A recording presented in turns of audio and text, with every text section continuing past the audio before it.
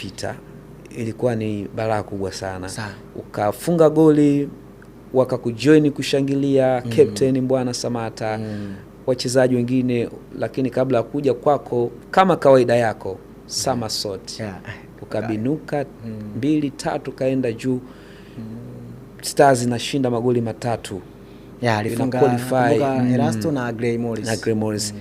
Timu inakwenda Misri kwenye AFCON baada ya miaka mingi. Mara mwisho ilikuwa 1980 Captain Leod Gachila Tenga. Miaka mingi akina Juma Mkambi Generali. Akina Ponda Mali Mensa. Miaka mingi sana. Zamani. Ile moment unafunga goli dhidi ya Dennis Onyango, uwanja unalipuka, na wakati ule nakumbuka kulikuwa na battle kubwa ya mashabiki, si wachezaji, mashabiki. Samata Msuva by then ilikuwa nzuri sana. Nini kilikuja kichwani baada ya kufunga lile bao dhidi ya Dennis Onyango na ulivyoona vibe la mashabiki uwanjani? Kwanza kabla ya kufunga lile goli, yani tunaingia kwenye warm up, tunaona wale watu walivyojaa. Moyo wangu unasema hawa watu tusiposhinda hivi wanarudiji nyumbani. Yani nafsi yangu inaniambia hapana, lazima nifanye kazi mara 2 leo, hawa watu ni watoe na furaha. Unajua sisi wacheza mpira unaweza kujua tuna furaha sana, lakini wana furaha ni wale ambao wanakuja uwanjani kukuangalia na kukushangilia. Kwa hiyo mimi nikasema kwa nafsini wangu nikasema hapana, hawa watu lazima waondoke na furaha. Kwa hiyo ile ikanifanya mimi nicheze mara 2 ya vile. Kwa sababu kila nikifanya tukio na waangalia hawa wanaondokaje kama leo tusiposhinda. Na ndio mechi yetu ya mwisho ambayo inaamua kama tutafuzu kwenda AFCON au tutafuzu. Lakini nikasema hapana, Mungu ametujalia tukaweza kushinda, na mimi ndio nilikuwa wa kwanza kufunga goli kama ulivyosema. Na uliona mwenyewe washabiki jinsi walivyokuwa wanashangilia, yani ilikuwa ni hatari. Ile moment ni hatari. Hizi za kuendelea hizi ni sawa, zilitokea kama ile ya Guinea nilipofunga goli la kichwa. Ilikuwa ni moment kubwa kwangu mimi pia. Watu walishangilia sana. Kwa sababu ukiangalia tunakwenda step sasa. Kila siku tunakuwa unaona hawa wamekwenda AFCON 3 mfululizo. Sio kawaida. Na umecheza zote. Umecheza Misri, umecheza AFCON ya Ivory Coast. Na unakumbuka game na Zambia nilifunga goli somersault. Daka kaja kafuta furaha ile. Ingekuwa ni ushindi wa kwanza wa Tanzania kwenye AFCON. Lakini AFCON ya mafanikio zaidi kwa Tanzania nafikiri hii ya Morocco. Ambao umekwenda hatua ya 16 bora na ulikuwa sehemu ya kikosi. Mchezaji muhimu unayeanza. Kwa kweli kuna moments nzuri za AFCON. Kabla hatujaondoka hapo, kuna AFCON pia mwakani. 2027 itafanyika bidi ya pamoja AFCON kwa maana Kenya, Uganda na Tanzania. Panapo majaliwa watu wasema inshallah. Sina shaka kwamba kocha Miguel Gamondi atakuweka kwenye kikosi kutokana na uzoefu na uwezo uliokuwa nao. Unashauku kiasi gani kucheza AFCON nyumbani? Maana yake zote tumecheza ugenini huko. Ardhi ya nyumbani. Kwanza ni mimi naweza nikasema ni Mungu ametudondeshea bahati kubwa sana kwetu. Unajua kucheza kwenye nchi yako una nguvu. Mimi nikiangalia angalia Morocco walivyopata nguvu pale kwao. Angalia Ivory Coast walivyopata nguvu pale kwao.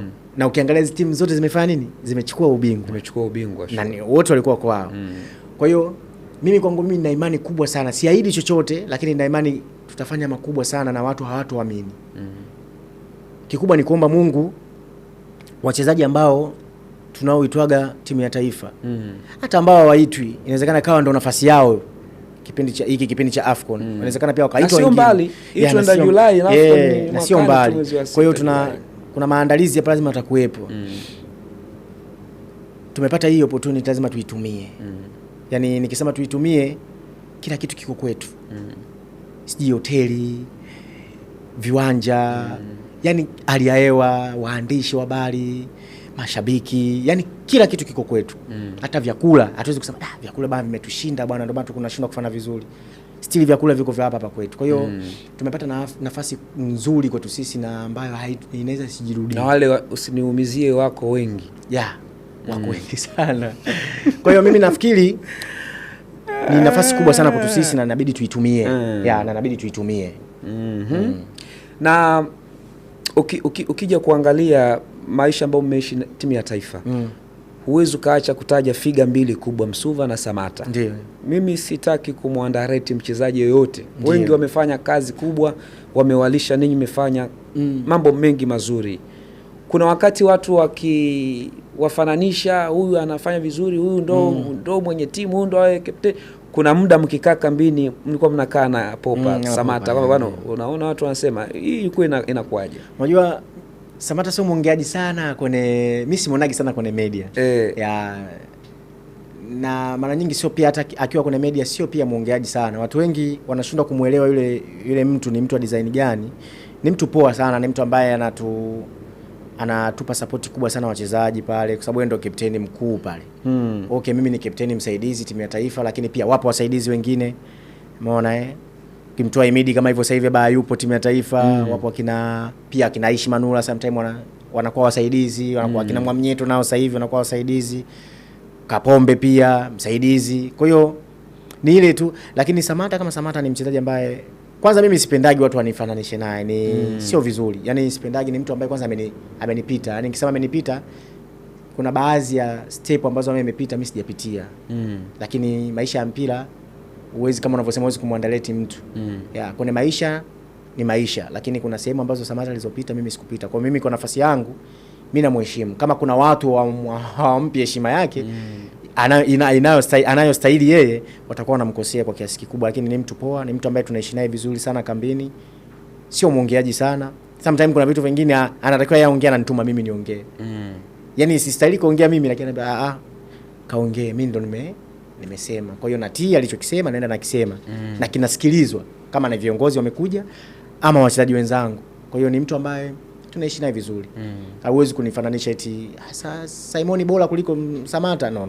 Iko kitu sio kizuri na siwezi kukikubali kwenye maisha yangu. Wao wa nje waache waongee wanachokiongea. Unajua ni mshabiki tu, lakini Samata ana impact kubwa sana kwenye timu yetu ya taifa. Na maana unaona kila timu ikija inamwangalia yeye. Inanisahau mimi. Inamkaba sana yeye, inanisahau mimi. Kwa mimi ndo natumia hiyo nafasi. Kabla yako mengi ya kuzungumza, hatujaenda soka la kimataifa, yapo mengi kwenye career yako. Kwenye YouTube, channel yetu ya YouTube, kuna watu watatu nataka niwasome.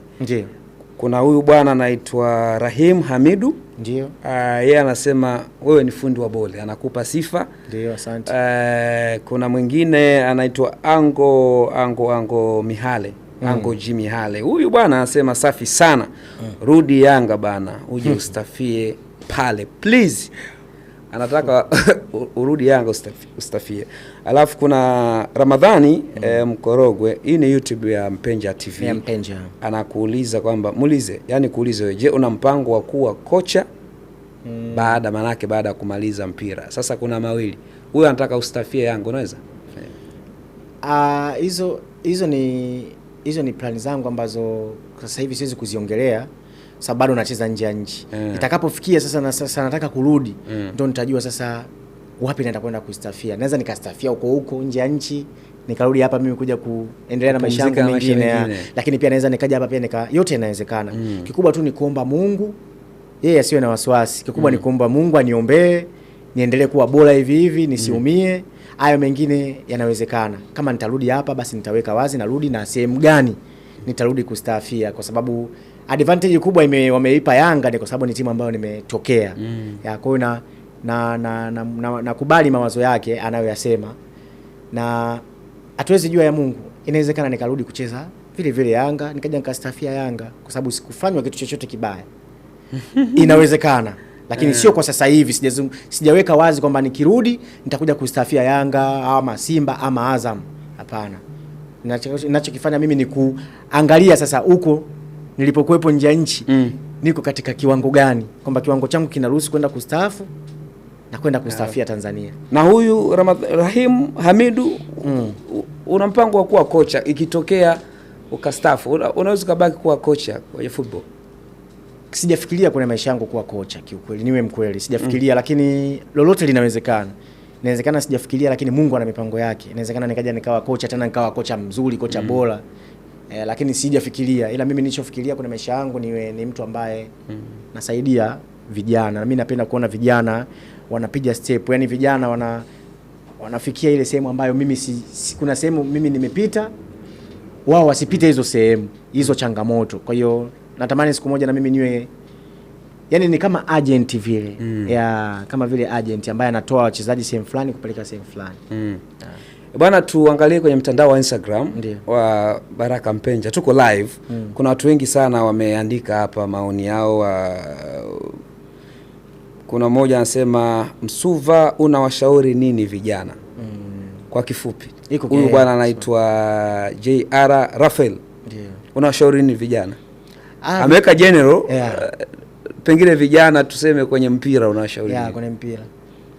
Kikubwa ni kuweka malengo, lakini pia malengo yanahitaji nidhamu.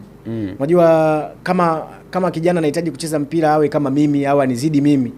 Kwanza kabisa lazima uwe na nidhamu, malengo, lakini pia hapo lazima pia uwe na ile determination kwamba mimi nahitaji kufikia sehemu fulani. Yani ule uvumilivu ule kwamba mimi nataka, yani unajua una kiu ya kufika sehemu fulani. Na mcheza mpira yoyote uweze kuniambia unataka kufika sehemu fulani, utaki kufanya mazoezi kwa bidii, utaki kupumzika, utaki kujiheshimu. Yani unajua sometimes unabidi, kuna baadhi ya vitu ukitaka kucheza mpira ufanikiwe, kuna baadhi ya vitu lazima uvipunguze kwanza.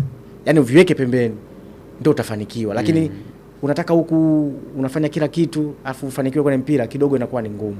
Kwa hiyo kuna baadhi ya vitu inabidi uvipunguze ili uweze kufocus kwenye mpira. Kwa hiyo vijana mimi nawashauri wasikate tamaa, kama ana ndoto yake basi ile ndoto yake aipiganie ili aweze kufikia malengo yake.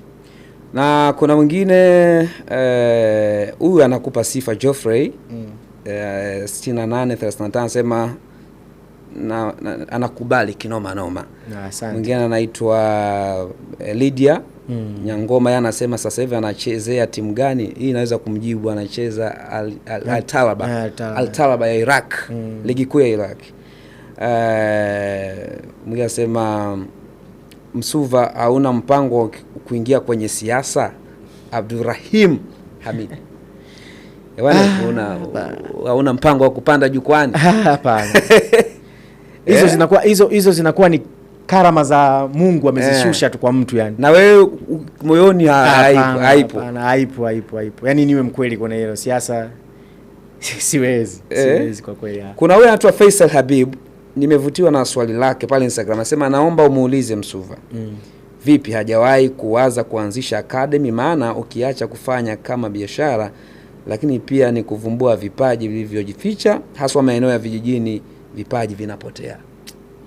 Hiyo ndio kiu yangu ambayo hata hapo nimeizungumza mwanzoni. Kwamba natamani na mimi ni ipo kwenye hiyo mikakati yangu. Yani katika mikakati ya kutaka kusaidia vijana ipo hiyo. Kwa hiyo nitakaa na watu wangu ambao wananisimamia, tutaendelea kuongeza nini kilichopungua tuongezee, lakini hiyo mikakati ipo tayari ya kutaka kusaidia vijana. Kuna mwingine anasema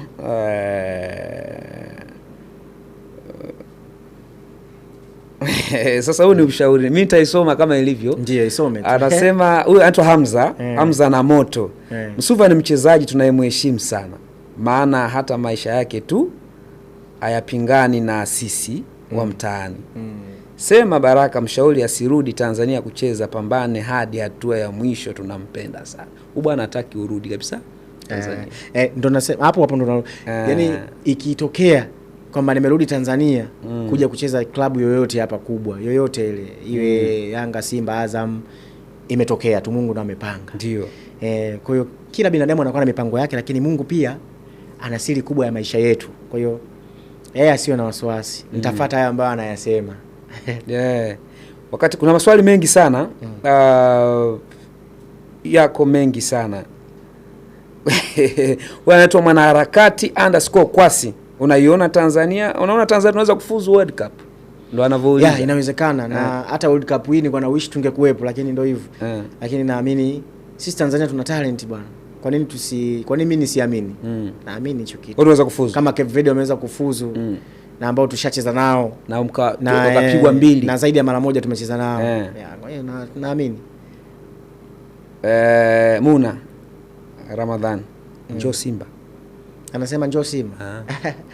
Narudi kuna ile swali la jamaa sasa wa mwanzo. Anasema asifikirie mwingine sema usafie. Sasa mwingine anataka usafie Yanga. Huyu anaomba uende Simba. Kwa hiyo ni maswali yako mengi sana. Hataki nicheze nje. Hataka uende Simba. Na una miaka mingapi ya kuendelea na soka iliyobaki kabla ya kutundika daruga kwenye plani zako? Huyu ni Jafari Umeme. Hiyo ni siri yangu. Siri yako hiyo? Hiyo ni siri yangu. Kama Ronaldo paka leo bado anapambana hivyo. Unaweza kujua lini anamaliza yule. Mimi kila siku natamani kucheza. Kila siku natamani kuwa, hata natamani miaka yangu irudi nyuma. Kuniambia sasa hivi na lini unataka kutandika daruga, sijafikiria bado. Kuna mtu anaitwa Director Jami. Director_Jami_JR. Anasema Msuva huwa anachukizwa iwapo yupo kwenye position ambayo anaweza kupewa pasi lakini mchezaji mwenzie anashindwa kufanya hivyo. Ni kweli? Yaani kwamba mimi yaani kwa mfano umefungua na una nafasi nzuri ya kufanya jambo afu mwenzio anafanya delay. Nafikiri hajaweka tu question mark. Huwa unachukizwa ikitokea mazingira ya namna hiyo. Hiyo kwa mchezaji yoyote ambaye anacheza nafasi za mbele kule. Kama ikitokea nafasi unaona kabisa hapa mimi na uwezo kama huu mpira akinipa na uwezo wa kufunga, hiyo ni kwa mchezaji yoyote, sio mimi tu kuchukizwa. Haya, kuna swali lingine hapa. Huyu anaitwa Hussein Kimbwigili. Muulize Msuva, kaoa au bado? Mimi kuoa bado sijaoa, lakini nina familia na nina watoto watatu. Watoto watatu. Jamani, ameoa na ana watoto watatu, ana familia. Hapo nafikiri tumeenda vizuri. Kila kitu kiko vizuri. Ila tu ili sasa kuhararisha wenyewe nasema. Kuhararisha ndo bado, ila bado nina familia yangu na tuna miaka almost sasa hivi 13 sasa. Vizuri sana. Nafikiri kuna maswali mengi ambayo watu wanauliza, tutaendelea kusoma kadri mambo ya jinsi yanavyokwenda. Lakini tuje kidogo katika soka la kimataifa. Umetoka Yanga, Taifa Stars, ya mafanikio ya karibuni. AFCON zote ambazo Stars imefuzu, wewe unacheza nje. Nchi ya kwanza kucheza soka la kimataifa ni Morocco. Difaa Hassan Al Jadid walikusajili na baadaye kaenda Wydad. Timu kubwa mbili za Morocco. Ilikuwaje ukapata nafasi ya kwenda Morocco na maisha ya Morocco yalikuwaje? Unajua ndio maana nasema Mungu ndo anajua safari ya kila binadamu. Mimi sikutegemea kama nitaenda kucheza Morocco kwenye maisha yangu. Ila niliamini nitaenda kucheza nje siku moja. Kwa hiyo ikatokea nafasi ya Morocco, na nakumbuka kipindi kile imetokea nafasi ya Morocco, niko timu ya taifa ndio nilifuatwa. Nilikuwa niko Egypt, tuliweka camp na huu Chazi Boniface Mkwasa. Tuliweka camp, ndio kuna watu walinifuata kule, wakaongea na mimi, nikaongea na Mkwasa, basi wakaongea na viongozi wa Yanga, ndio na kipindi kile kuachiliwa Yanga sio mchezo. Lakini nashukuru viongozi wale kipindi kile walikopo pale waliweza kunielewa nini nahitaji kwa wakati ule, na wao walikuwa wanajua nini maana ya mpira, kwa sababu Mkwasa akacheza mpira na Tiboloa naye amecheza mpira. Tiboloa kipindi kile alikuwa katibu kama unakumbuka. Mkwasa alikuwa kocha. Lakini pia alikuwa anamtumia na timu ya taifa. Kwa hiyo ilikuwa ni moment kubwa sana kwangu mimi. Kwa hiyo ilinifanya niweze kuondoka Yanga. Lakini Yanga waliweza kuniruhusu kwamba sawa, unaweza ukaenda. Walielewana na Jadida kiasi gani unachokihitaji. Kile kiasi kikapatikana, na ndio kiasi ambacho kipindi hicho Yanga kidogo ilikuwa na shake kidogo kuna masuala ya malipo. Kwa hiyo ile ikasaidia vitu vingi sana yani pale. Siwezi kuvitaja ilisaidia nini na nini, lakini viongozi wenyewe wanajua kwa kipindi kile nini ilisaidia. Hali ilikuwa ngumu. Hali ilikuwa sio nzuri sana kiukweli, mishahara ilikuwa inasumbua nini hivyo. Na baadhi ya watu walikuwa wanadai hela zao. Kwa hiyo ilisaidia kwa kiasi kikubwa. Mimi ndo nikaenda Jadida. Baada ya Jadida ndo sasa Jadida to Wydad. Move ilikuwaje hapa? Maana Wydad ni club kubwa sana. Jadida nilicheza miaka 3 pale. Na nilikuwa na katika timu ambayo nimeifunga mara nyingi ni Wydad. Raja nilifunga nafikiri mara moja mara mbili tu na kwenye kumbukumbu zangu. Raja nilikuwa sibahatiki kuwafunga sana. Lakini Wydad nilikuwa na bahati, yani wao walikuwa na bahati mbaya na mimi. Kila nikikutana nao ilikuwa lazima niwasumbue na niwafunge. Kwa hiyo ile ikanijia. Tena hizo moment